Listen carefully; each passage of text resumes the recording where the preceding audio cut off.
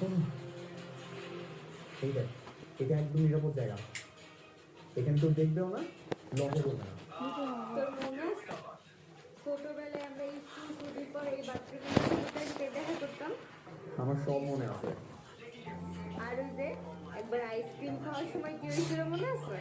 হ্যাঁ, তোর একদিন আইসক্রিম খেতে ইচ্ছা করলো, তারপর তোর কাছে টাকা নেই, আমি আমার টাকা দিয়ে আইসক্রিম কিনে নিয়ে আসছি। আমি বললাম যে তুই এক কামড় খাবি, আমি এক কামড় খাবো। যেই কিনা তুই আমার আইসক্রিমের কামড়টা দিবি, তুমি তো বাবা চলে আসছি সামনে। আর তারপর যা হলো।